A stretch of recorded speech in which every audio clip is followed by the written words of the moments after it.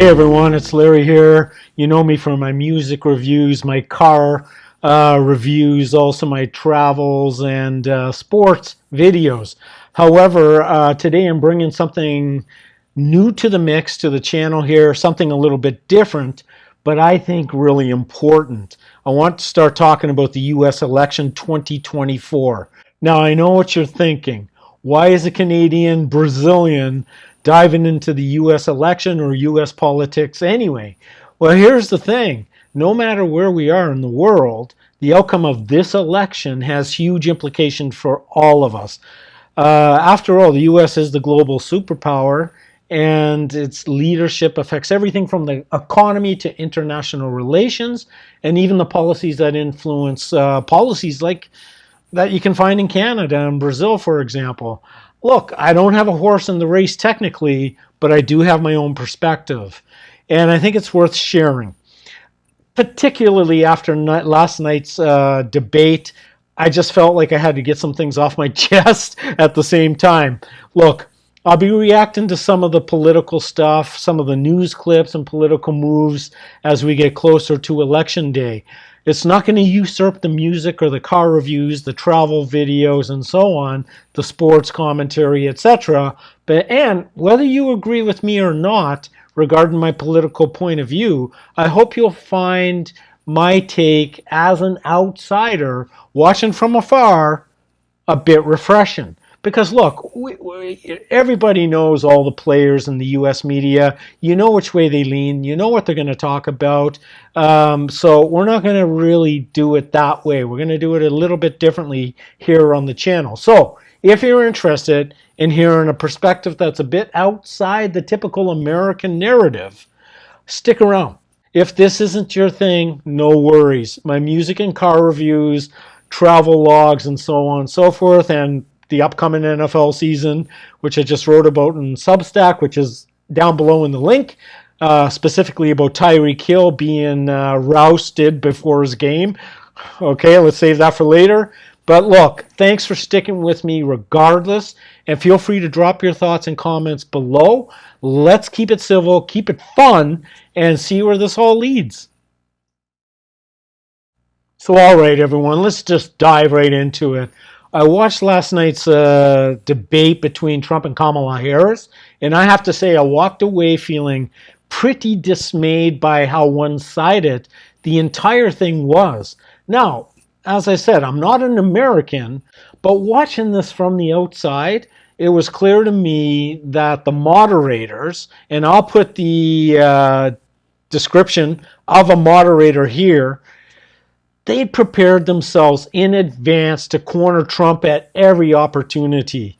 One example that really shocked me, that when Trump brought up a serious issue, which is Haitians and other immigrants eating animals due to desperate circumstances, a lot of people, would immediately dismiss that as a wild claim, especially if you live in a comfortable first world country. Look, sure, Trump has a reputation for saying things that are extreme. And I mean, look, I always call him the pathological exaggerator, but I also say Kamala Harris is a pathological liar, which was on full display last night. Now, look, what really got me on this particular talking point, as crazy as it may seem, was how prepared the moderator was to immediately shut that down. Now, just think about it. He said he'd already spoken to the city manager who denied it was happening. Why would he call the city manager and have a conversation with him before moderating a debate between Trump and Harris? It doesn't make sense. I got you. I mean, look, the city manager obviously is going to deny it.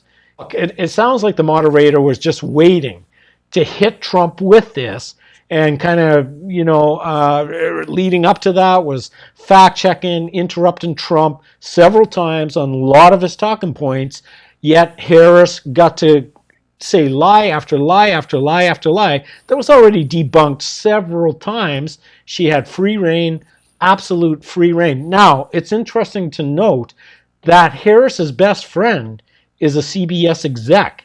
And in fact, that friend introduced Kamala Harris to her now husband. I'd encourage them to step out of their bubble. Go to the Middle East, go to South Asia, go to South America, Latin America, travel down to Haiti if you dare. I dared. And your eyes will be completely opened. Look, I know a lot of people haven't gone all over the world like some of us have and don't have that perspective, that global perspective and the experience of seeing things that you would never dream possible. But here's the kicker about the debate. Kamala Harris was allowed to repeat the same old tired lies over and over without being fact-checked. Meanwhile, Trump was interrupted and fact-checked 11 times. Just think about that. If they were, look, if ABC was so confident about their candidate, make no joke about it, it's their candidate, why not just let Trump talk? Simple. I'm really pissed because I want to see a fair election. What they did in that debate, the moderators and the mainstream media, the legacy media, I guess it's called, network media, is election interference. I mean, they set this whole thing up to make Trump look bad. I mean, a lot of the questions were basically premised like this. Trump, such and such situation, you know, you're really terrible, you're a shockingly awful person. Do you regret that? And then they would pivot over to Kamala Harris and say, so how do you feel about all that crappy, terrible, horrible stuff that Trump said and tried to defend? That's not moderation. That's arguing with one person. It's a 3-on-1. So anyway, it's unfair to everybody watching because it shapes the narrative in a way that's not balanced. Minimally. Whether you love Trump or hate him, this debate should have been about giving both sides a fair shake. Instead, it felt like the moderators were prepared just to fact-check Trump, in other words, interrupt him, piss him off on everything. Well, Kamala Harris got a free pass. What the hell? Who's the threat to democracy? That's very concerning to me. Not just for the debate itself, but because the U.S. election affects all of us globally. I mean, I'm not going to go on about the Middle East and Israel, the Hamas situation, Ukraine, Russia. That all speaks for itself. Have a damn heart, people.